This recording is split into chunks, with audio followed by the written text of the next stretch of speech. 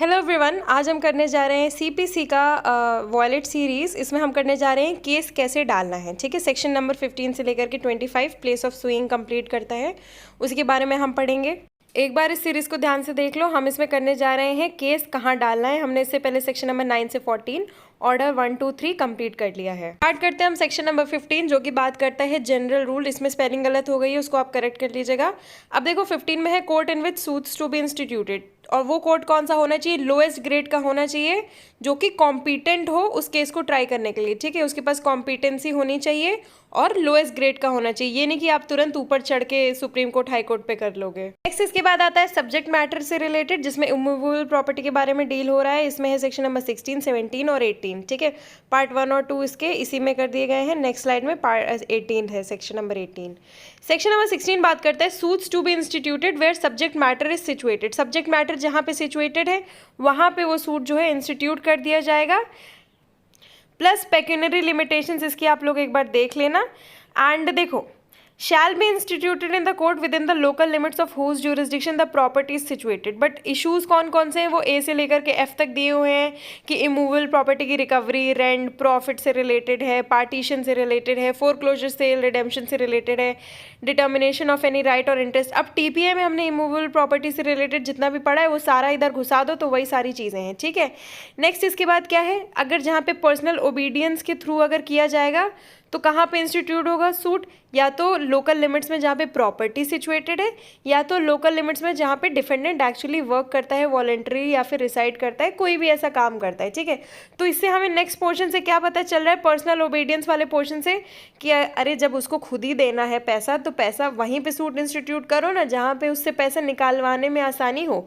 तो section number 16 इसी की बात कर रहा है। ठीक है, कि जहाँ पे पैसा आसानी से निकल जाए वहाँ पे सूट करना है, जहाँ पे इमूवेबल प्रॉपर्टी हो वहाँ पे सूट इंस्टीट्यूट करना है।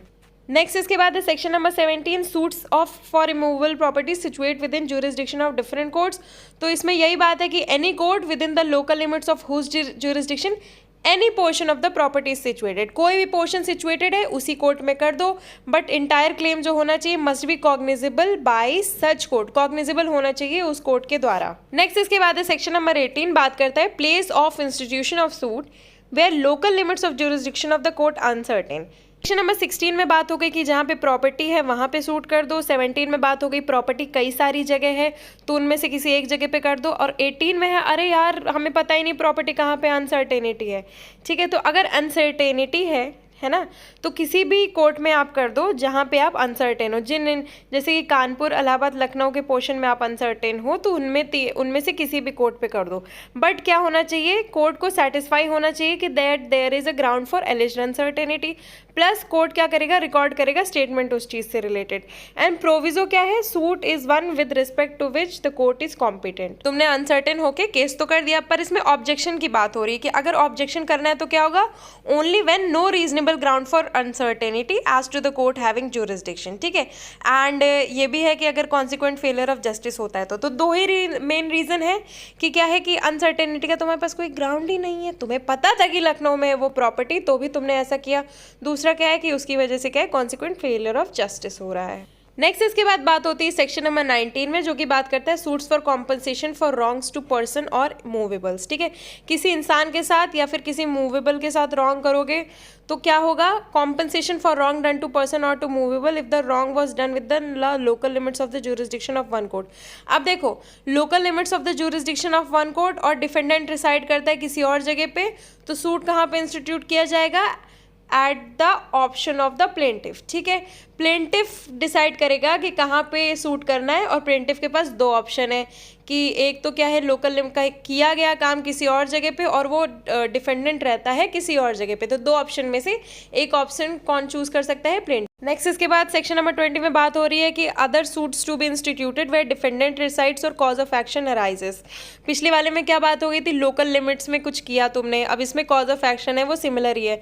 तो अब डिफेंडेंट से रिलेटेड दो चीज़ें हैं कि डिफेंडेंट जहाँ पे रिसाइड करता है या फिर बहुत सारे डिफेंडेंट जहाँ पे रिसाइड करते हैं उनमें से किसी एक जगह पे कर दो।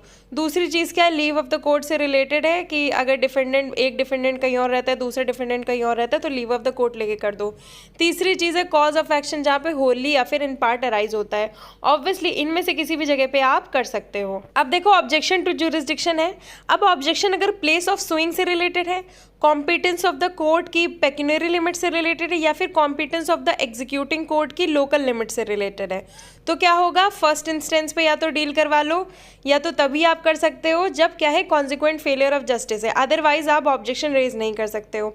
सेक्शन नंबर 21A में बात हो रही है bar on suit to set aside decree on objection as to place of suing. इसमें भी हेडिंग से समझ में आ जा रहा है कि अगर प्लेस ऑफ सुइंग से रिलेटेड अगर कोई आप सूट कर रहे हो, एक ऑब्जेक्शन ही कर रहे हो और वो एक नया खुद में सूट है, तो उस पर बार लगाई जा रही है अगर वो प्लेस ऑफ सुइंग से रिलेटेड है। तो स्टार्ट होता है ट्रांसफर ऑफ सूट। इसमें 22 से लेकर 25 तक सेक्शंस आते हैं। सेक्शन नंबर 22 सिंपली बात करता है power to transfer suit which may be instituted in more than one court. एक कोर्ट से ज्यादा कोर्ट पे अगर सूट इंस्टीट्यूट किया जा सकता है, तो कोई भी जो डिफेंडेंट है उसको जब नोटिस मिल गई कि तुम्हारे अगेंस्ट सूट इंस्टीट्यूट हो गया, तो वो क्या करेगा, अप्लाई कर देगा, और ताकि क्या हो जाए, सूट जो हो जाए ट्रांसफर हो जाए किसी और कोर्ट में। प्लस ऑब्जेक्शंस वगैरह भी कोर्ट जो है कंसिडर कर लेगा इन सब चीज़ों में। अब डिफेंडेंट को नोटिस तो मिल गई है, अब उसको अप्लाई करना है, तो अप्लाई कहाँ करेगा, to what court, application lies. अब देखो अगर देखो कोर्ट जो है वो किसी सेम एपिलेट कोर्ट के सबऑर्डिनेट है, तो उस एपिलेट कोर्ट में हो जाएगा। नेक्स्ट अगर कोर्ट जो है किसी हाई कोर्ट से सबऑर्डिनेट है, तो उस हाई कोर्ट में हो जाएगा। और अगर डिफरेंट हाई कोर्ट्स हैं, तो एप्लीकेशन कहाँ पे की जाएगी, to the High Court within the local limits of whose jurisdiction the court in which the suit is brought is situated. यानी कि सूट जिस कोर्ट में सबसे पहले लाया गया था वो जहाँ पे उसी के हाई कोर्ट में। सेक्शन नंबर 24 में general power of transfer and withdrawal के बारे में बात होती है। ये कब होगी, तुमने एप्लीकेशन कर दिया, तुम डिफेंडेंट हो, तुमने एप्लीकेशन कर दिया, फिर इसके बाद क्या है, पार्टीज को नोटिस वगैरह मिल गया, notice to the parties and after hearing, फिर इसके बाद एप्लीकेशन आ गई, नोटिस हो गया, हेयरिंग हो गई, ठीक है, तो क्या होगा, हाई कोर्ट या फिर डिस्ट्रिक्ट कोर्ट किसी भी स्टेज पे क्या कर सकता है, या तो ट्रांसफर कर सकता है या तो विड्रॉ कर सकता है। अब सेक्शन नंबर 25 में बात होती है power of Supreme Court to transfer suits etcetera.